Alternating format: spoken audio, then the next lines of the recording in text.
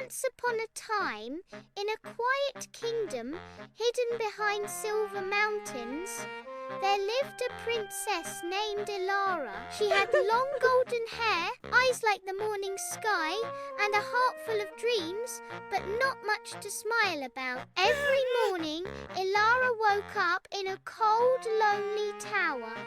Though her palace was grand, no laughter echoed through the halls. Her parents, the king and queen, were too busy ruling and rarely noticed her sadness. She had no friends, no pet, and no one to tell stories to. Her birthday would come and go with only a crown-shaped cake, no candles, and no warm hug.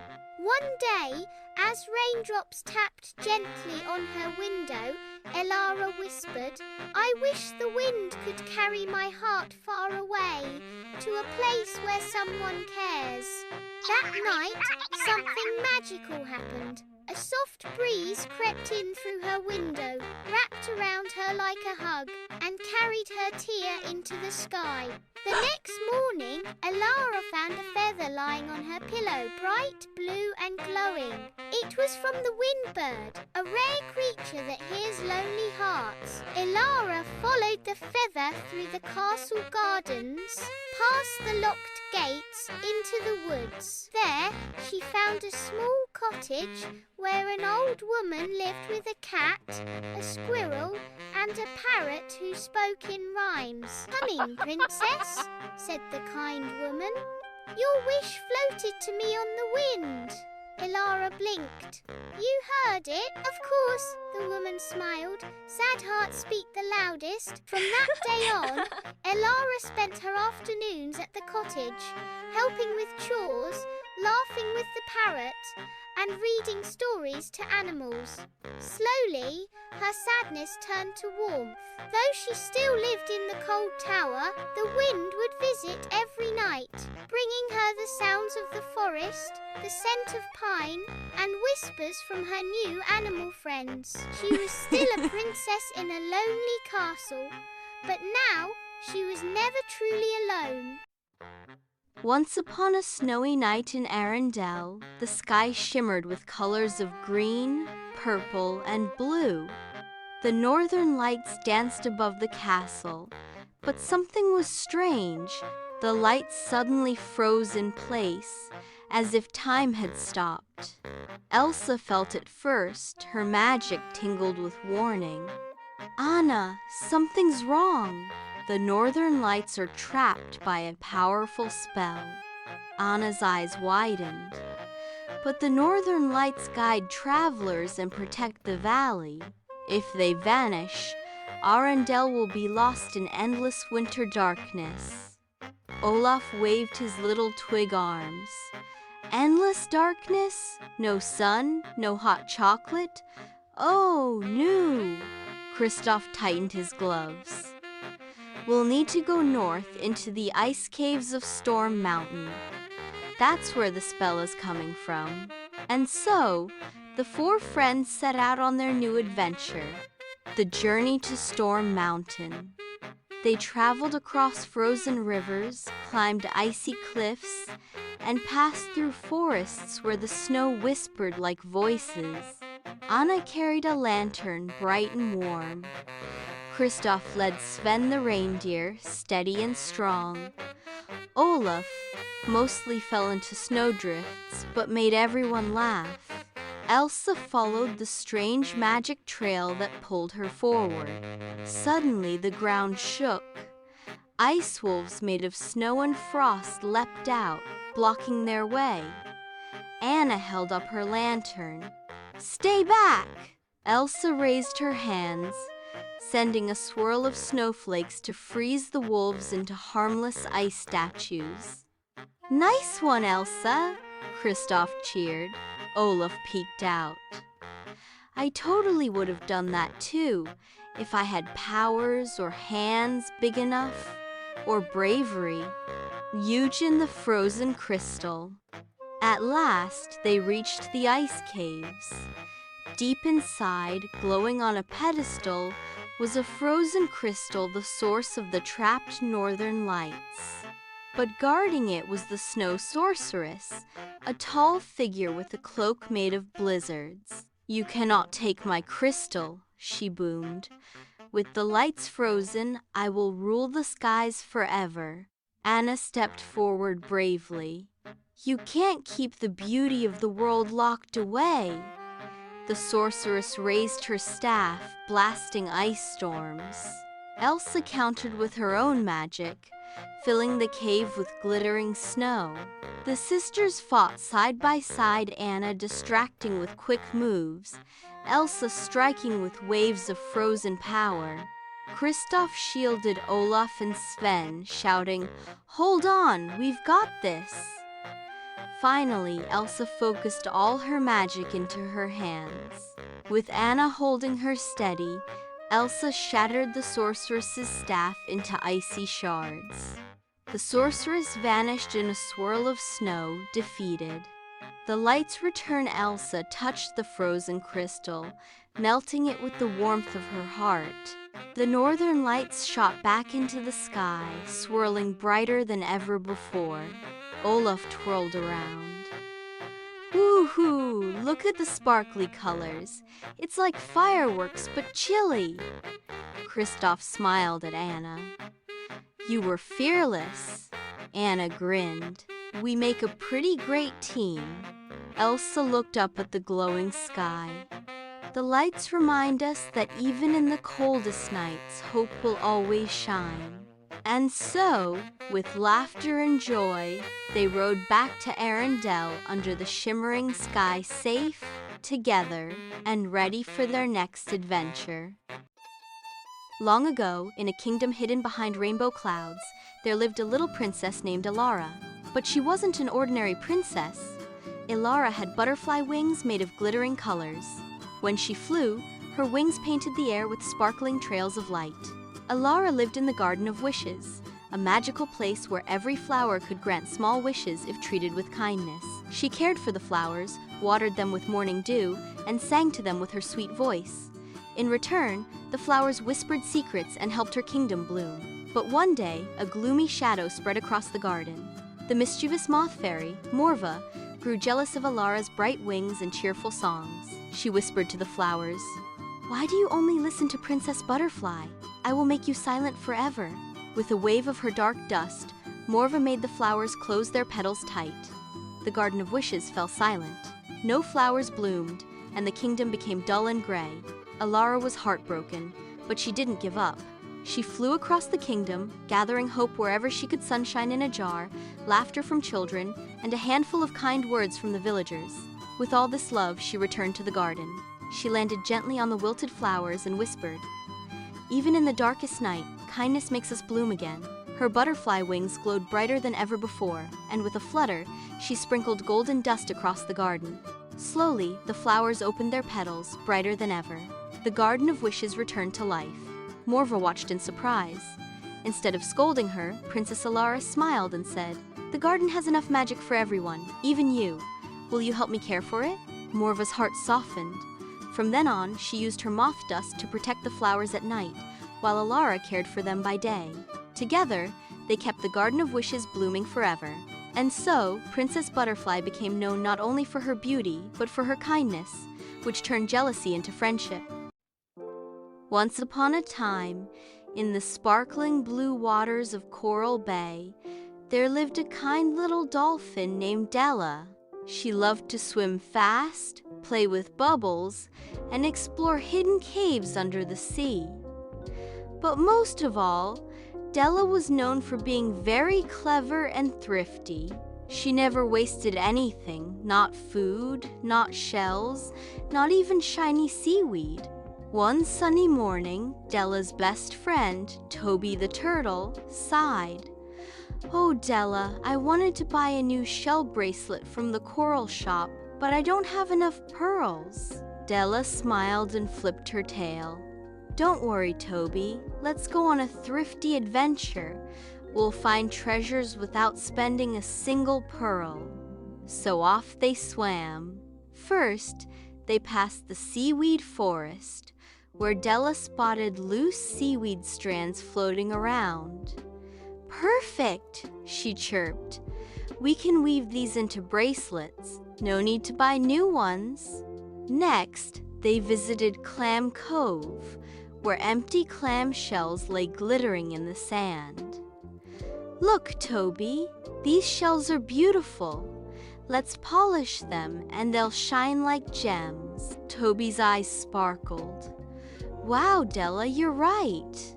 Finally, they stopped by Bubble Rock, where their friend Ollie the octopus was blowing big round bubbles.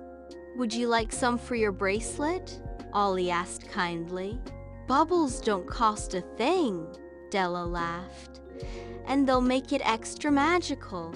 By the time the sun began to set, Toby had a shiny seaweed and shell bracelet, prettier than any he could buy. He hugged Della tightly. Thank you, Della. You've shown me that treasures aren't always bought. They can be found with a little creativity. That night, as the waves rocked them gently to sleep, Della whispered, Being thrifty doesn't mean having less. It means making the most of what you have. And with that, the ocean friends drifted into sweet dreams, the stars above twinkling like pearls in the sky.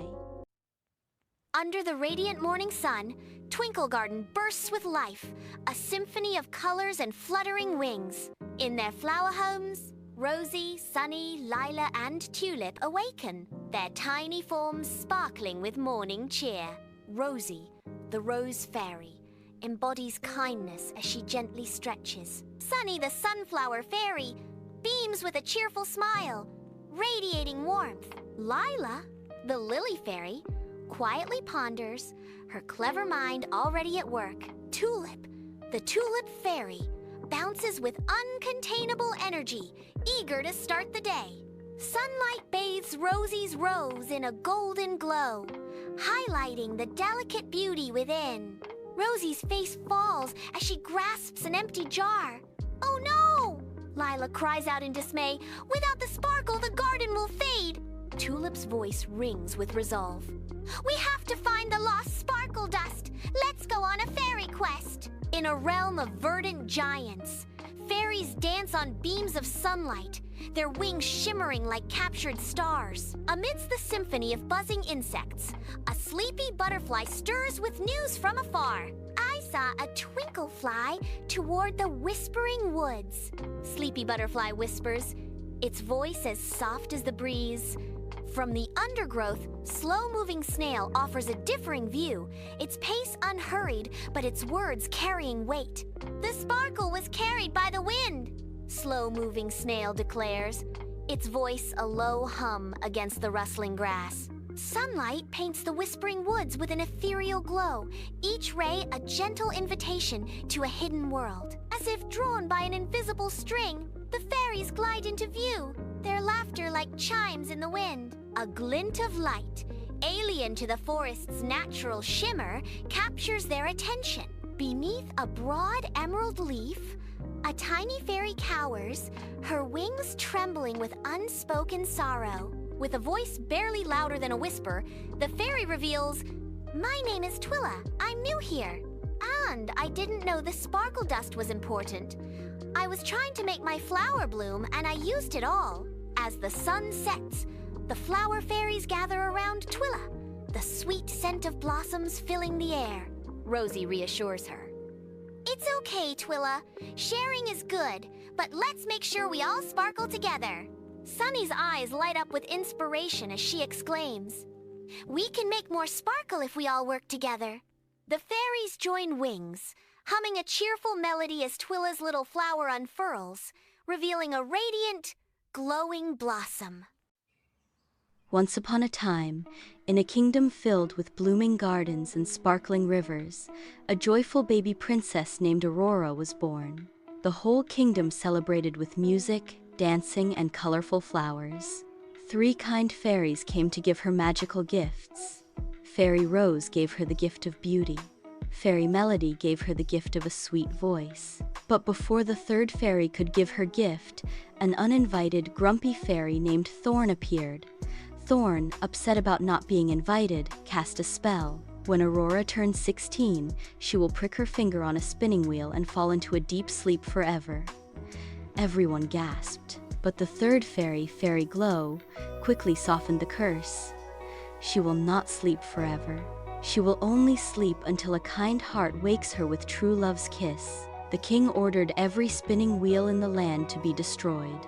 Aurora grew up happy in a little cottage, cared for by the 3 fairies, never knowing she was a princess. She played with animals, sang in the forest, and dreamed of adventure. One day, just before her 16th birthday, Aurora wandered into an old tower. There, she found a strange spinning wheel she had never seen before.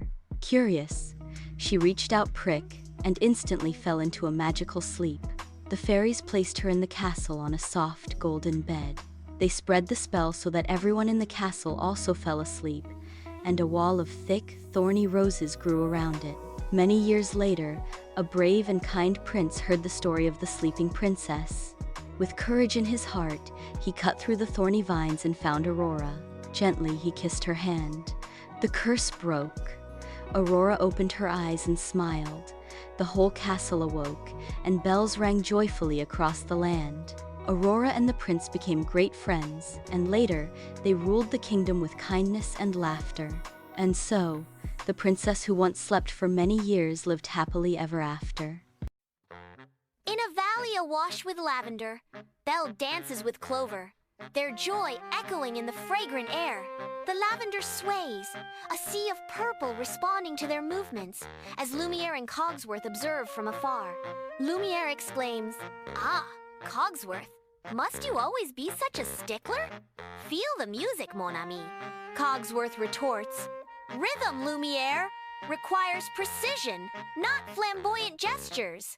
And that goat is terribly offbeat. Belle twirls, her laughter mingling with the jingle of Clover's bells. A moment of pure, unadulterated joy. The sun bathes the valley in golden light, casting long shadows that dance with the lavender and the figures within. A warm, inviting bakery, where the scent of fresh bread mingles with the soft haze of flour. Belle, bathed in the bakery's soft glow, shares a friendly moment with the baker's daughter. A playful trio of gossiping geese adds a whimsical touch, pecking at Belle's boots. The bakery buzzes with life as the gossiping geese continue their playful antics around Belle. The comforting aroma of freshly baked bread fills the air as Belle laughs, surrounded by the warmth of the bakery and its inhabitants. In the heart of the bustling town square, Gaston flexes, his muscles bulging. His adoring fan club erupts in cheers, their voices echoing through the air. Nearby, LeFou juggles bright red apples, their surfaces gleaming under the sun. A fountain gurgles merrily, its water splashing playfully. 2 kittens bat playfully at the droplets, their paws a blur of motion. The square buzzes with life, filled with laughter and the soft patter of paws. Belle and Maurice journey deeper into the forest, the wooden cart rumbling beneath them. The deer family offers a silent greeting as Belle and Maurice pass, a peaceful acknowledgement in the heart of the woods. A talking owl, perched high, offers a knowing wink, a hint of magic in the air. The forest thrives with life, the earthy greens and golden leaves painting a rich tapestry around the travelers. Beneath stormy skies, Belle and a shivering squirrel gaze up at the imposing castle gates, a mix of anticipation and trepidation in their eyes. The rusty iron doors creak open, hinting at the magic and mystery within. Mrs. Potts and Chip roll out on a tea trolley. Golden sparkles dance in the air, swirling around Belle as she steps forward. Belle smiles nervously. In the opulent ballroom, the beast nervously paces, his figure a stark contrast to the room's dazzling splendor. Gleaming under enchanted chandeliers, the ballroom whispers with secrets carried on the wings of magical napkins. The ballroom's heavy velvet curtains sway as if stirred by ghostly sighs, adding to the enchanted atmosphere.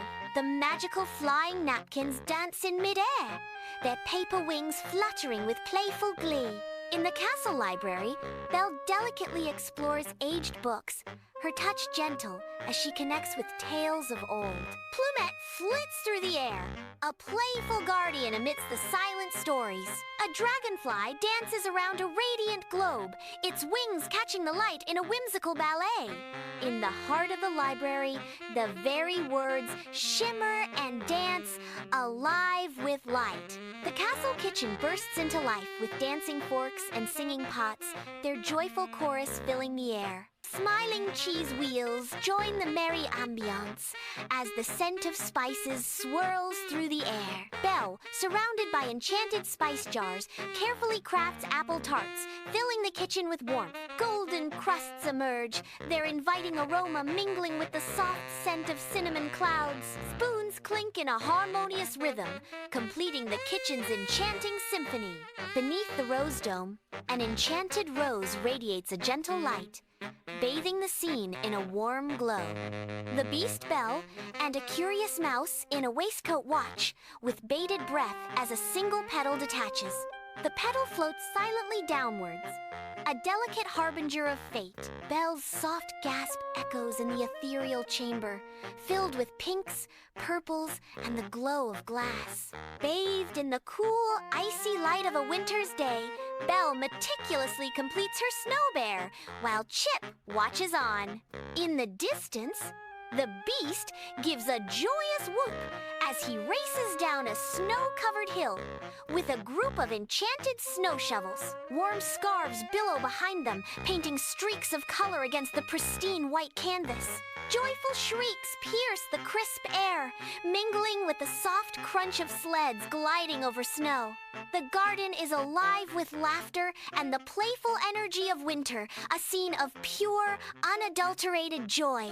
In the castle's grand dining room, Belle and the beast face each other, the air thick with unspoken tension. Silverware gleams and candles flicker, casting shadows that dance like secrets in the warm light. Lumiere winks mischievously, a playful dance unfolding with a crimson curtain tassel. Cogsworth stands stiffly, a clockwork sentinel adjusting the salt shakers with nervous precision. The room glows with inviting warmth, a haven of gold and crimson against the night's chill. The castle hallway buzzes with life as enchanted portraits bicker amongst themselves, their voices a soft, echoing chorus. Belle and the beast stroll through the animated corridor, their laughter mingling with the portraits' lively debate. Perched delicately on Beast's horn, a hummingbird's wings beat in a mesmerizing dance. A tiny jewel amidst the grandeur. Warm candlelight flickers across the walls, casting dancing shadows on the arguing portraits, enhancing the magical atmosphere. Sunlight floods the music room, revealing dust motes dancing in the air as Belle prepares to play. Belle's fingers dance across the strings, weaving a delicate melody that fills the room. Enchanted violins float beside her, their soaring harmonies intertwining with the harp's gentle song. In the corner, a grumpy old piano joins the ensemble, tapping its keys with surprising enthusiasm. The music swells, a symphony of light and sound, as the room comes alive with enchantment. The grumpy old piano continues to tap its keys, adding its unique voice to the harmonious blend.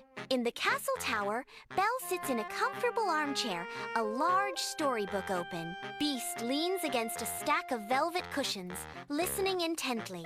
Chip sits perched on the armrest, eyes wide with anticipation. A fluffy owl perches sleepily on a nearby stand, its eyes half closed. Soft blue moonlight streams in, bathing the scene in a snug and peaceful glow as Belle reads. In the hushed silence of the rose dome, the final petal descends, sealing the beast's fate. Belle clutches the beast's paw, her gaze a poignant blend of hope and trepidation as she confronts the unknown. A circle of enchanted objects, Lumiere, Cogsworth, Mrs. Potts, and Chip stand in silent vigil, bathed in an ethereal glow that heralds a profound change. A sudden surge of golden light floods the chamber, signaling a magical transformation that promises to alter their destinies forever, as Cheering hearts are all around.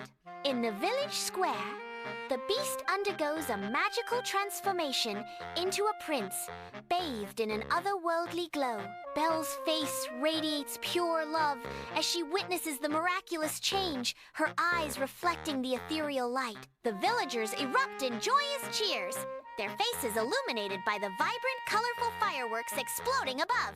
Gaston, in a surprising turn, amuses himself by teaching dance to a flock of geese amidst the festive celebration.